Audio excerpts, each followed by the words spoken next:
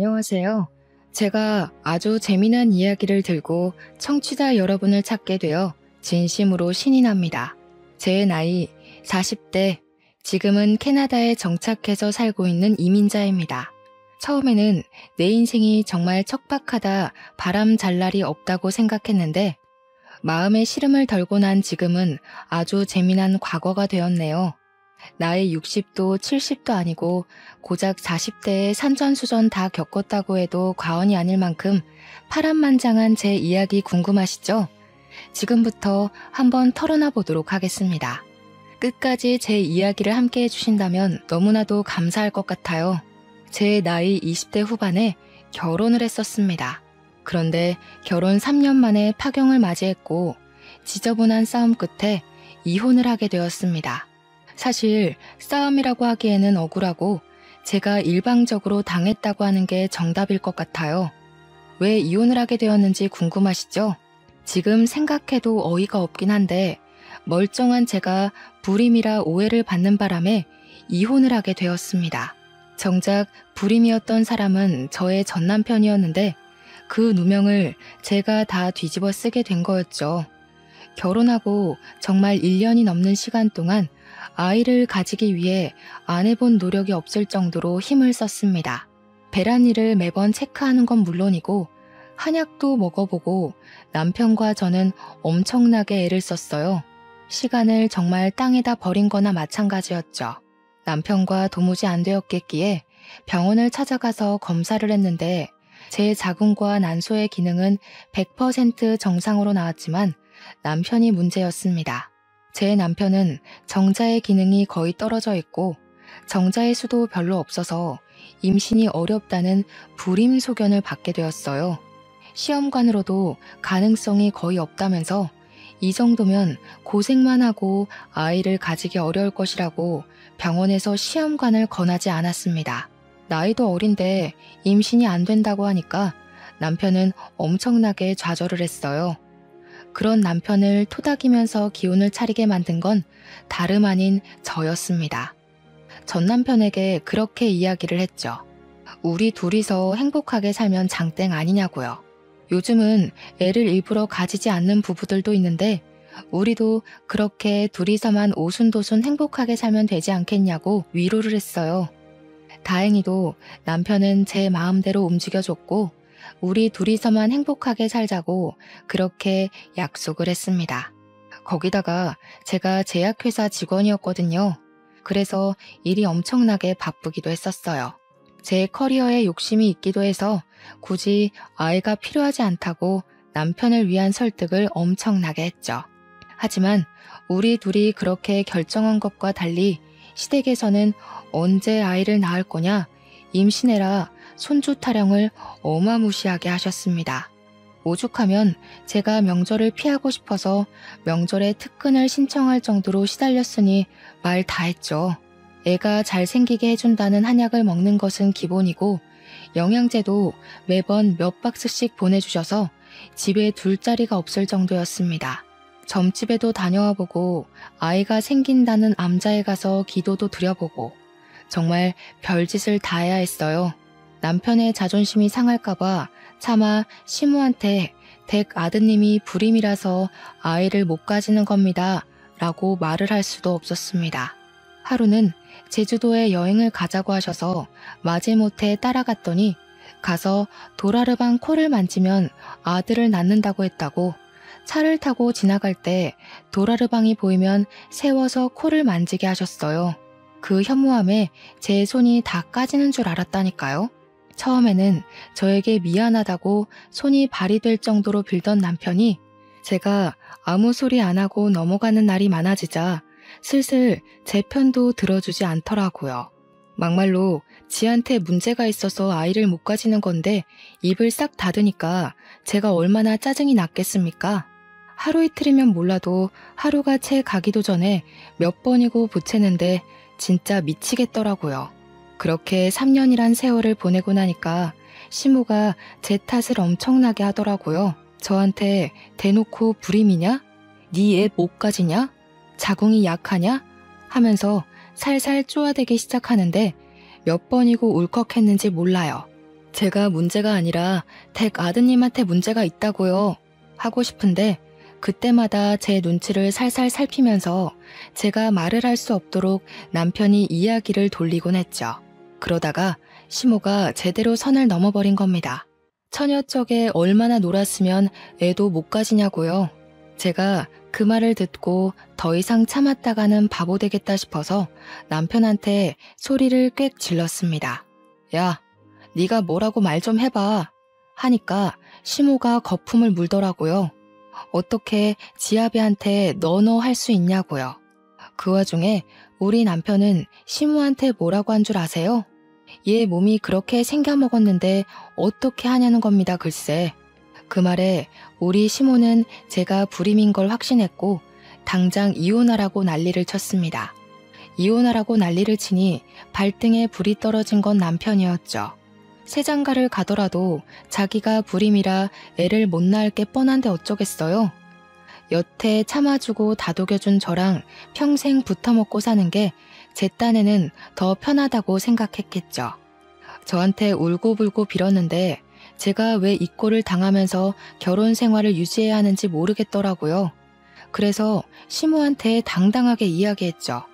제가 아주 편한 며느리였다는 거 나중에 알게 되실 거라고 당장 이혼하겠다고요. 우리 남편은 사색이 되고 저는 남편에게 이야기했습니다. 네가 다음 부인 만나서도 애를 못 가지면 너네 가족들도 그제야 잘 알게 되겠지. 새 부인 맞이해서 잘 살아보라고 했습니다. 그러고는 떡하니 이혼 서류에 도장 찍어주고 나왔죠.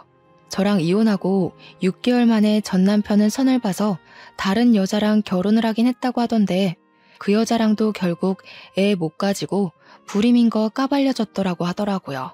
저한테 조금만 참아주지 그랬냐고 연락이 오긴 했었는데 어이가 없어서 쌍욕 한번 시원하게 박아주고 차단해버렸습니다. 여기까지도 엄청 재미있으셨죠? 그런데 제가 진짜 하고 싶은 이야기는 이게 끝이 아닙니다. 저는 이혼을 한 이후에도 여전히 제약회사에 잘 근무하면서 바쁜 일상을 보내고 있었습니다. 제가 이혼했다는 이야기를 제 입으로 떠벌리고 다닌 적은 없었지만 소문으로 은근히 퍼지더라고요. 잘 끼고 다니던 결혼 반지를 빼고 다니면서 사람들이 힐끗힐끗 제 손을 관찰하기도 했고요. 해외 부서로 발령받고 싶어서 발령 신청을 냈었거든요.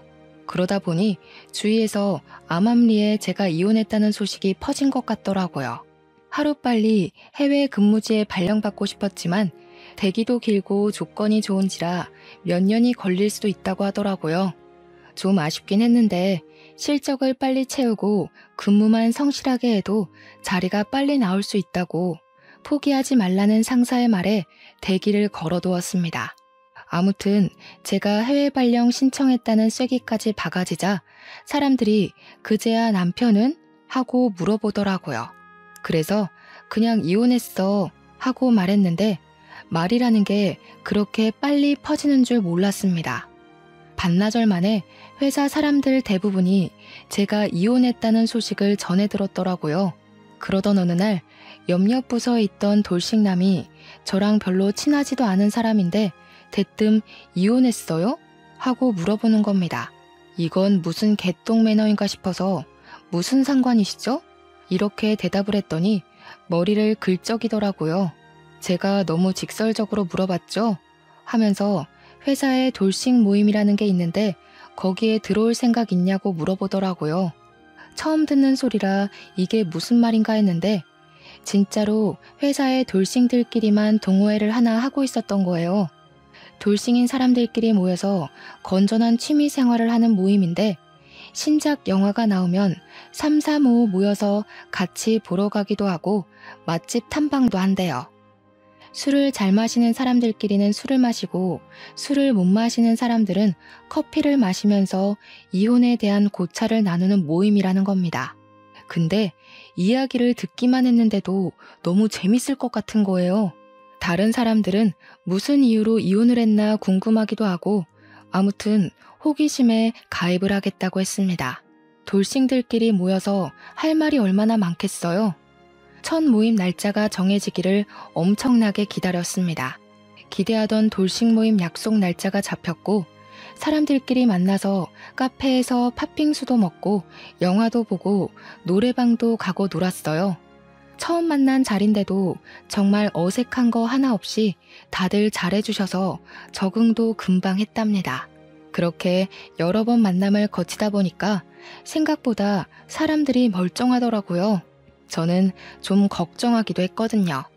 문제가 있는 이혼 가정도 있을 테니까 그런 영향이 태도에서 나올 수도 있잖아요. 이야기를 들어보니까 대부분 이혼을 할 만해서 했더라고요. 누구는 남편이 도박을 해서 이혼했고, 누구는 마누라가 바람을 피워서 이혼했고, 회사 특성상 야근하는 사람들도 많고, 연구실이 한번 열리기 시작하면 집에 못 가는 일도 수두룩하니까 배우자가 바람난 경우가 꽤 많더라고요. 가정도 돌보지 못하고 더 이상 사랑하지 않아서 이혼했다는 사람들이 대부분이었어요. 그 와중에 제 눈에 딱 한 사람이 밟히기 시작했습니다. 그런데 앞불싸 그 남자가 이혼을 하게 된 이유가 글쎄 고부간의 갈등 때문이었다는 거예요. 와이프랑 시댁 식구들 사이가 걷잡을 수 없이 최악으로 치닫게 되었고 결국 와이프가 이혼 소송을 걸어서 이혼했다고 자기가 죄인이라고 하더라고요. 세상에 이혼 사유 중 최악 중에 최악 아니겠습니까? 막말로 저도 뭐 그런 이유로 이혼을 한 거긴 하지만요. 저는 당하는 입장이었고 저기는 따지고 보면 가해자 입장이나 다름없으니까요. 그래서 저는 저 남자랑은 절대 엮이지 말아야겠다고 생각했습니다. 하지만 사람 마음이라는 게 그렇게 쉽게 정리가 되고 하고 싶은 대로 이루어진다면 제가 하버드를 왜 못 갔을까요? 모임의 횟수가 늘어날수록 제가 속수무책으로 빠져들더라고요. 그런 이유가 다 따라붙는다 해도 남자가 너무 괜찮았어요. 연구실 직원이었는데 정말 똑똑하기도 했고 생긴 것도 냉기가 흐르는 미남 스타일이었다고 할까요? 약간 은퇴 안경이 잘 어울리는 지적인 이미지가 가득한 남자 있잖아요. 너무 제 취향이었습니다. 게다가 이 사람도 은근슬쩍 저한테 관심을 표현하는데 어른들의 썸이라는 게 느껴졌달까요? 몇 개월 동안 모임이 지속되면서 술자리도 몇 번 가지고 했는데 어느 날 제 옆에 앉은 이 남자가 술을 마시고 제 손을 은근히 잡아오더라고요. 그런데 그 온기가 너무 따뜻하고 포근하고 좋은 거예요. 결국 저도 마음을 열고 이 남자의 품속에 빠져들게 되었습니다. 그러면서도 마음 한구석에 고부간의 갈등이라는 단어가 콕 박혀서 빠질 생각을 하지 않았어요. 그래서 솔직하게 돌파를 하기로 마음먹었고 대놓고 이야기를 했습니다. 고부간의 갈등을 이길 자신이 없다고요. 첫 번째 결혼 또한 시어머니의 잔소리에 이혼을 하게 되었고 나는 2번이나 그 지옥을 겪고 싶지 않다고 했습니다. 그러자 저한테 그러더라고요. 자기도 절대 그런 이유로 2번 다신 이혼하고 싶지 않다고요. 자기가 든든한 벽이 되어주고 무조건적인 편이 되어줄 테니 믿어달라고 하면서 결혼을 하자고 했습니다. 제 나이 34살에 저는 바보 같게도 그 남자를 믿고 2번째 결혼을 결심하게 되었죠. 서로 결혼 이야기까지 나온 마당에 말도 안 되는 일이 발생하고 말았습니다.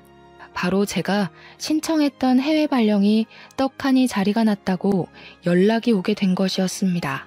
이걸 같이 가자고 할 수도 없고 기러기 부부를 하자고 할 수도 없는 상황이 되어버린 것이죠. 게다가 예비 신랑은 제약회사의 꽃이라는 연구실에서 재직하는 연구원이었기에 회사의 중요한 재원이었거든요. 근데 예비 신랑도 저에게 수심이 가득한 얼굴로 할 말이 있다고 시간을 좀 내달라고 하더라고요.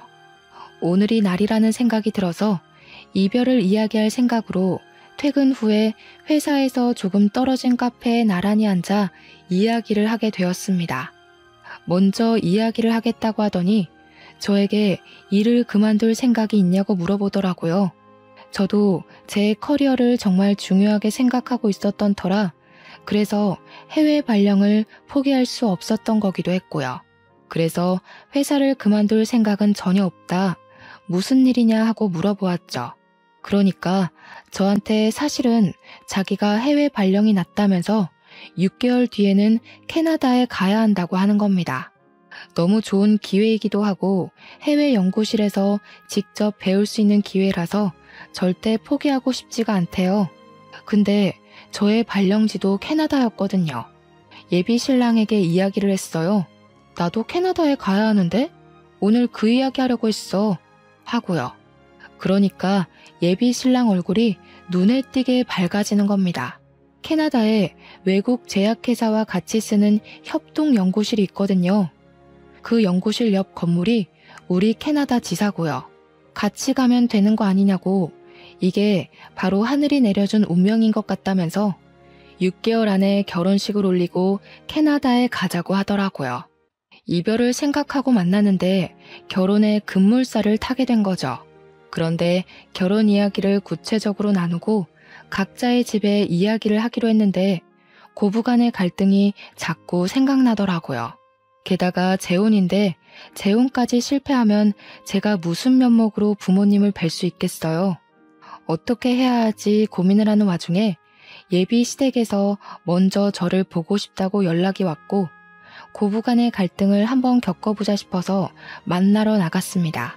엄청나게 걱정을 하면서 딱 예비 신랑 내 가족을 만났는데 이게 웬걸? 시모에게 문제가 있는 게 아니라 신우가 문제가 있더라고요. 외적인 데서부터 깐깐한 포스가 느껴지는데 얼굴에는 심술이 덕지덕지 붙어가지고 완전 못돼 처먹게 생겼더라고요. 문제는 성격 또한 진짜 못돼 처먹었다는 것이었어요. 시모도 그렇다고 착하고 순한 건 아니었지만 은근히 바보 같은 구석이 있긴 하더라고요. 자기 꾀에 자기가 넘어가는 그런 부류 있잖아요. 저한테 시모랑 신우 둘이서 계속 재혼을 걸고 넘어지는데 자기 아들도 재혼이라는 사실을 까먹은 것 같더라고요.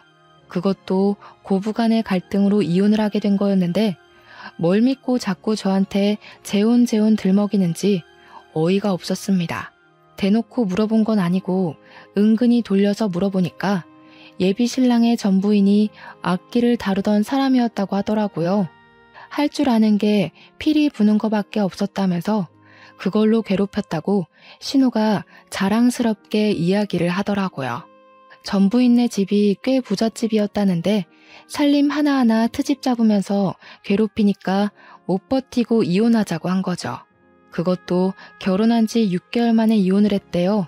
그러면서 저한테 6개월 살고 이혼한 거랑 3년 살고 이혼한 거랑 같겠냐면서 모양 빠지는 건 제 쪽이니까 알아서 잘 하라고 하더라고요. 예비 시모도 예비 시부도 예비 신랑도 아닌 예비 신우가 저한테 그 말을 하는데 얼마나 어이가 없던지.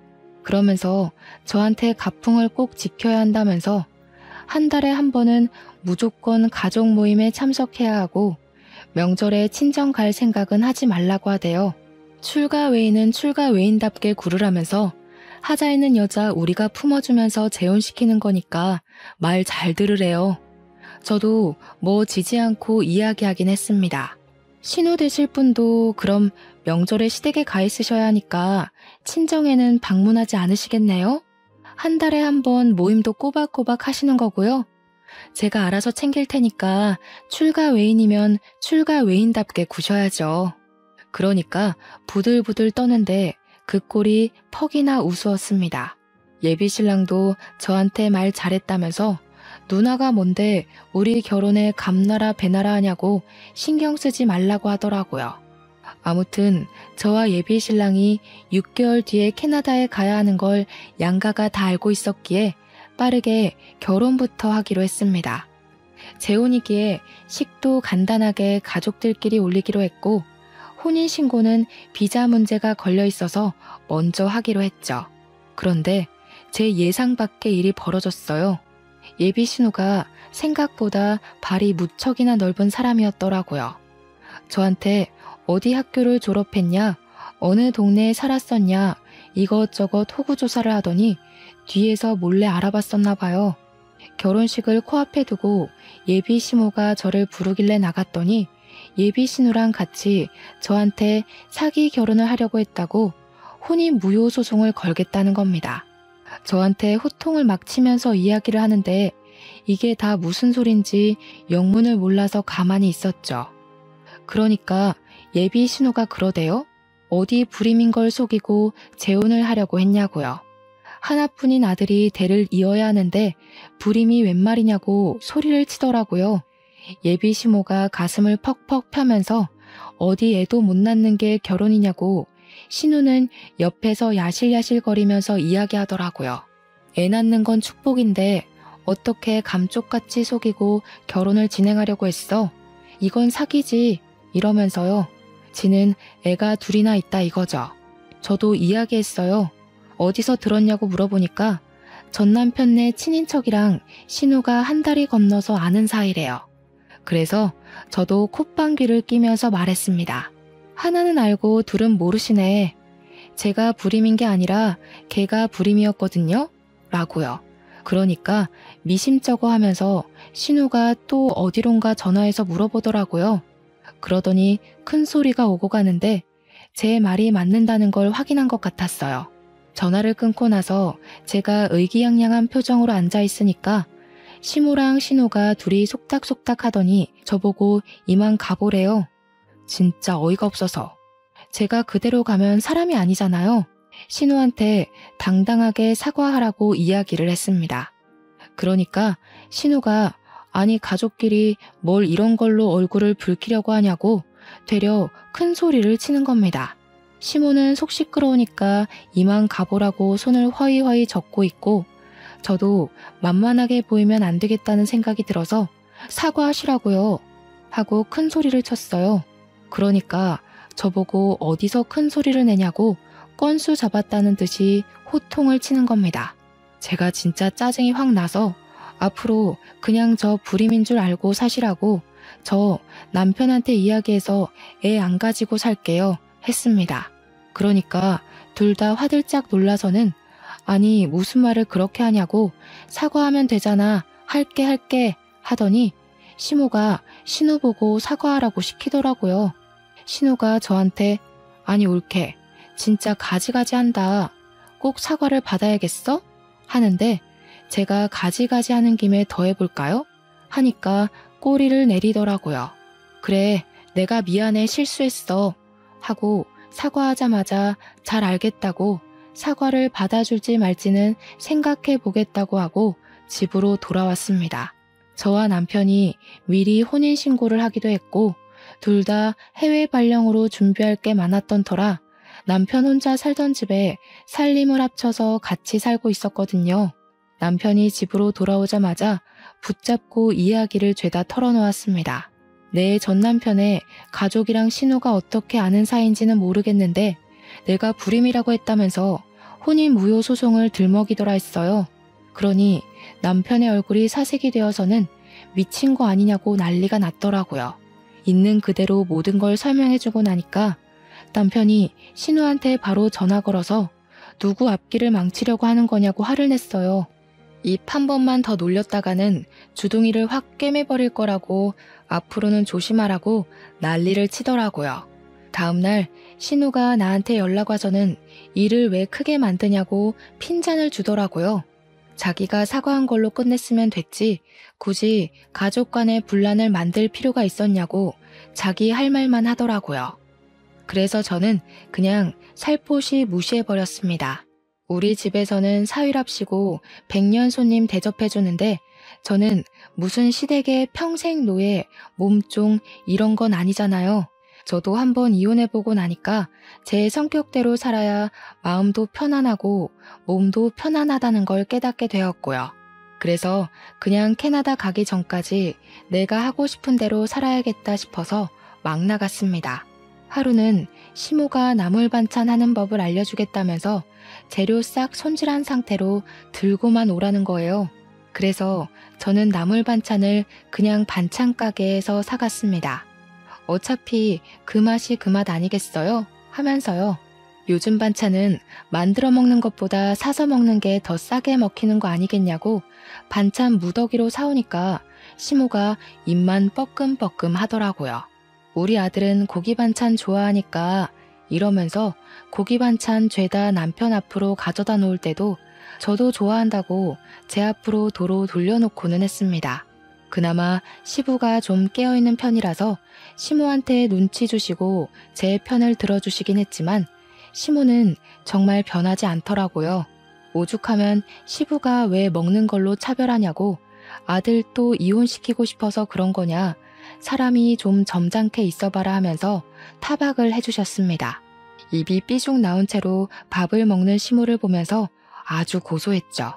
아무튼 저희는 착실하게 6개월간 정리를 마치고 캐나다로 떠나왔습니다. 괴롭히는 사람 하나 없으니까 너무나도 평화롭고 좋더라고요. 진짜 대충 3개월 정도 시댁이랑 부딪힌 건데 그 짧은 시간도 너무나도 스트레스였거든요. 전 부인이 6개월 만에 왜 두 손 두 발 들고 이혼하자고 도망을 갔는지 알겠더라고요. 캐나다로 이사와서 우리가 부부라는 이유로 3인이 함께 쓰는 아파트 사택을 회사 측 배려로 내어주었어요. 집도 넓고 편하고 진짜 최고였습니다. 캐나다가 춥긴 하지만 공기도 너무 좋고 어딜 가도 자연 경관이 장관이고 남편이랑 너무 행복했어요. 혹시 워라벨이라는 말 아세요? 워크라이프 밸런스가 어찌나 좋은지 퇴근도 칼퇴근이고 실적 가지고 쪼아대는 것도 없고, 물론 그만큼 스스로 잘해야 하는 것 환경인 것도 맞지만 한국에서 뼈를 갈아 넣으면서 일했던 경력을 생각하면 여기서는 충분히 하고도 남겠더라고요. 그렇게 우리는 3년간의 해외 계약을 잘 마치고 한국으로 돌아가 보자 하는 마음으로 살았습니다. 물론 임신 계획은 3년 뒤로 미루게 되었죠. 제가 임신을 하게 되면 육아휴직을 내야 하는데 발령까지 와서 그러면 민폐니까요. 캐나다에 와서 처음으로 여름 휴가철이 다가왔어요. 남편과 저에게 2주라는 휴가 기간이 주어졌고 첫 휴가이니만큼 한국에 다녀올까 싶어서 고민을 하고 있었습니다. 우리 엄마 아빠도 보고 싶고 솔직히 시댁 식구들은 별로 보고 싶지 않았지만 친구들도 보고 싶고 한국 음식도 먹고 싶었거든요. 해외 지역 특성상 한식이 좀 비싸서 원 없이 먹기에는 힘들었거든요. 근데 때마침 신우에게 연락이 오더라고요. 휴가 일정이 어떻게 되냐고 물어보더니 대뜸 우리가 캐나다에 안 가봐서 가보고 싶거든 하시는 겁니다. 시모가 우리 사는 것도 궁금하다고 했고 겸사겸사 2주일 정도 캐나다에 가려고 하는데 괜찮지? 하는데 괜찮을 리가 있나요? 저희는 한국 가려고 했다고 이야기를 했더니 그러면 곤란한데? 우리 이미 비행기 티켓 다 끊었어 하는 거예요. 아니, 일정 조율을 미리 하자는 것도 아니고 이미 비행기 티켓 끊었다고 통보하는 건 어디서 배워먹은 버릇인지. 신우는 한술 더 떠서 날짜를 말해주더니 이날 가니까 일정 비워놓으라고 하더라고요. 옆에서 남편은 이러지도 못하고 저러지도 못하고 발만 동동 구르는데 뭐 어쩌겠습니까? 이미 비행기 티켓까지 다 끊어놨다고 하는데 겨울 휴가 때 한국에 들어가자고 꼭꼭 약속을 했죠. 그런데 이 미친 신우가 캐나다에 왔는데 글쎄 아이들 둘에다가 시모까지 넷이서만 덜렁 온 거예요. 그러더니 숙소도 일부러 안 구했다면서 너네 아파트에서 지내면 되겠지? 안내해 하더라고요. 이게 웬 날벼락인가 싶고 진짜 미쳐버리는 줄 알았습니다. 2주일이라는 긴긴 시간 동안 제가 뭐 했는지 상상이 가시나요? 삼시세끼 신우 시모의 애들 둘 밥 가져다 챙겨야만 했습니다. 남편은 관광지를 돌아다니느라 하루 종일 운전만 했고요. 무려 2주일이나 얻은 휴가인데 남편과 둘이 보낼 시간이 단 1시간도 없었다면 믿어지십니까? 진짜 휴가 날짜 꽉 채워서 왔더라고요. 여기가 밴쿠버인데 토리노에 가고 싶다고 하지를 않나. 로키 산맥을 꼭 보고 가야겠으니 운전을 하라고 하질 않나. 여기서 20시간을 운전해야 갈 수 있거든요. 어디서 유명하다는 관광지는 죄다 알아오긴 했는데 우리 집에서의 거리는 전혀 생각하지 않은 관광지들이었습니다. 남편이랑 저랑 거절하는 것도 하루 이틀이지 정말 2주일 내내 지옥 같은 시간을 맛봐야 했어요. 그것뿐이면 제가 말을 하지도 않죠. 신우랑 시모는 쇼핑하러 가야 한다고 남편 끌고 나가서 운전기사 시키고 저는 애들을 돌보라는 겁니다. 이참에 조카들한테 영어도 가르쳐주고 하라는데 조카들이 초등학교 1학년, 3학년이었거든요. 애들이 제 말을 듣겠습니까? 정확하게 신우의 주니어였어요. 한마디로 개망나니 같은 녀석들이었다 이거죠. 신우랑 시모랑 남편이 나가고 애들 둘이랑 저랑 셋이 남았는데 저한테 딱 그러더라고요. 왜 숙모, 나한테 잘해야 할걸요? 저한테 잘 안 하면 할머니가 잔소리 할 거니까. 우리 엄마도 워낙 극성 맞잖아요. 이러는데 진짜 맘 같아서는 이마에 딱밤이라도 때리고 싶은 심정이었습니다.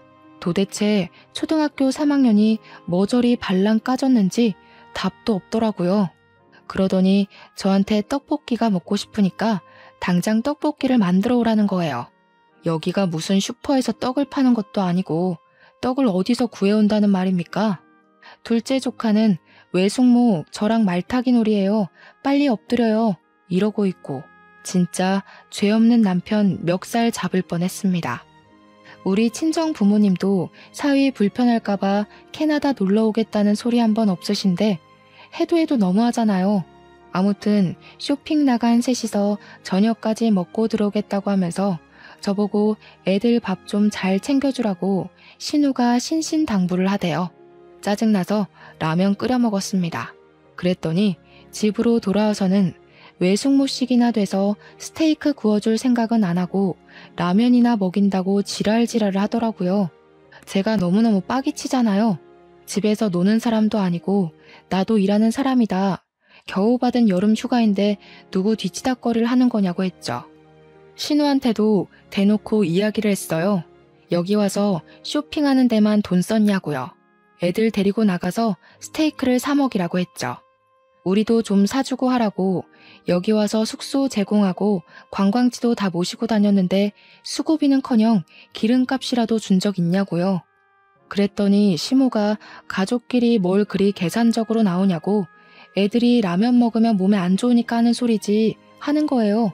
그래서 저도 몸보신하고 싶으니까 몸에 좋은 것 좀 사오시라고 했죠.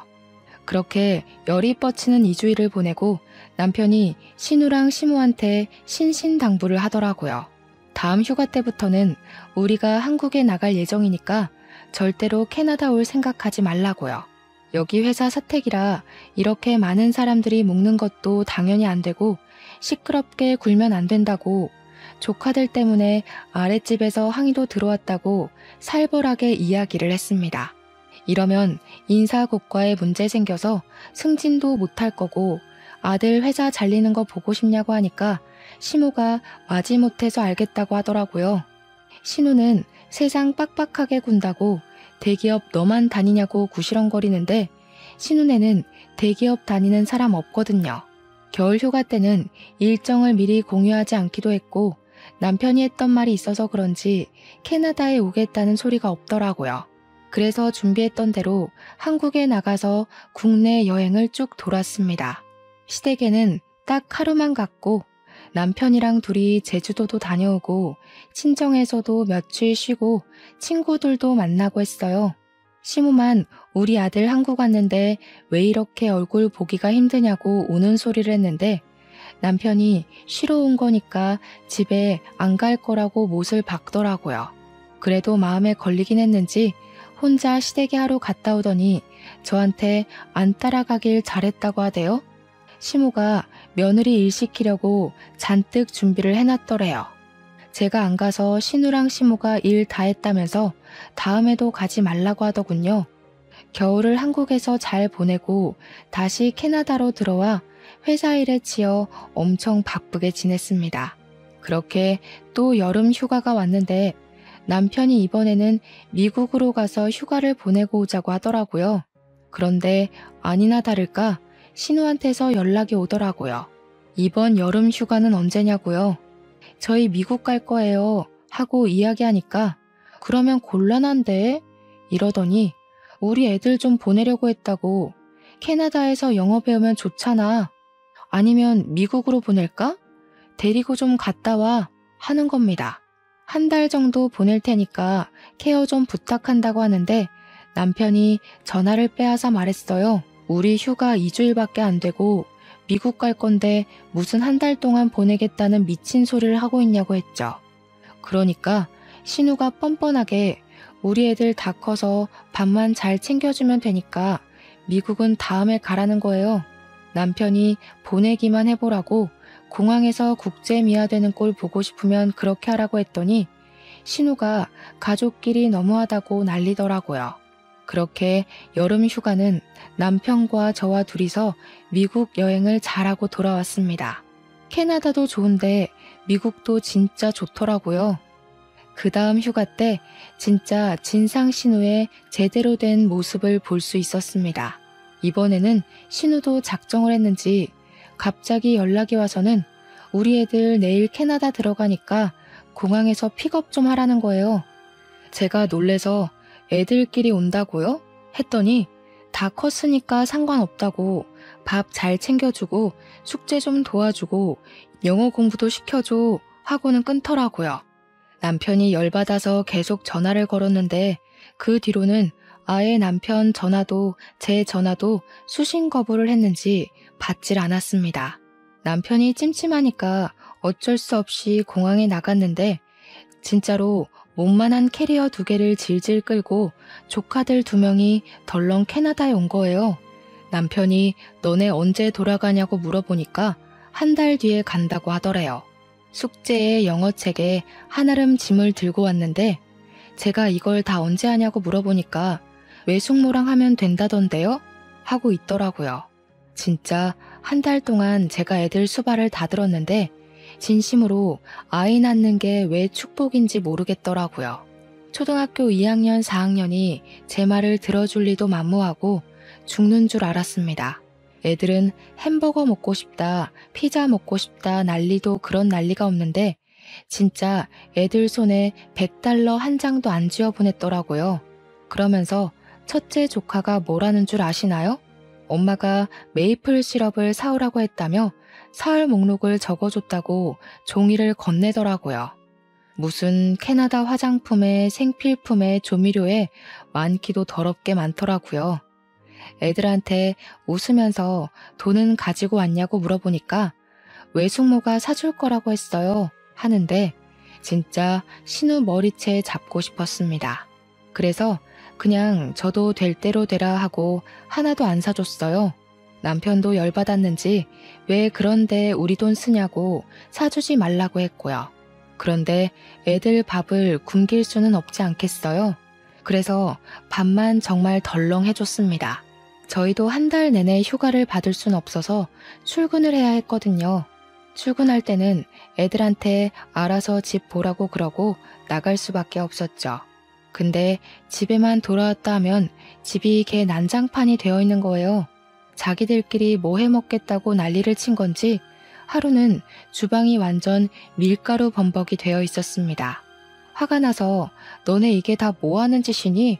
하고 소리를 치니까 쿠키 좀 구워 먹어볼까 했다고 유튜브 보면 다 나온다고 당당하게 말하는데 아이고 두야. 너네가 다 치우라고 청소하는 법도 유튜브 찾으면 나온다고 했더니 조카애가 울면서 신우한테 고자질을 하더라고요. 외숙모가 구박해서 여기서 더는 못 지내겠다고 했는지 신우가 난리를 치는데 그 엄마의 그 딸이더군요.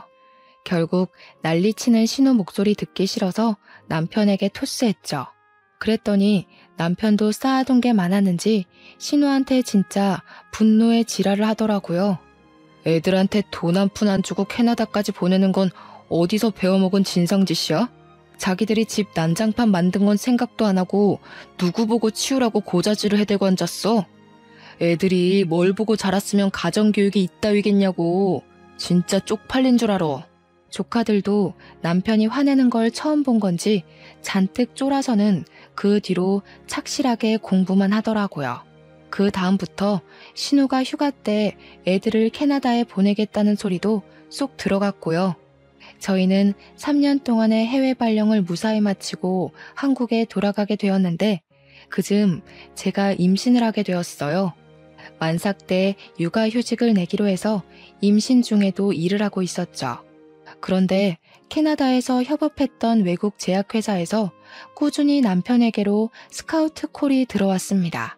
우리 남편의 연구가 마음에 들었다고 연봉 협상도 원하는 대로 해주겠다고 하는데 한국 생활보다 캐나다 생활이 좋았던 터라 고민이 되더라고요. 그래도 일단 임신 중이니까 조금 더 고민을 해보기로 했어요.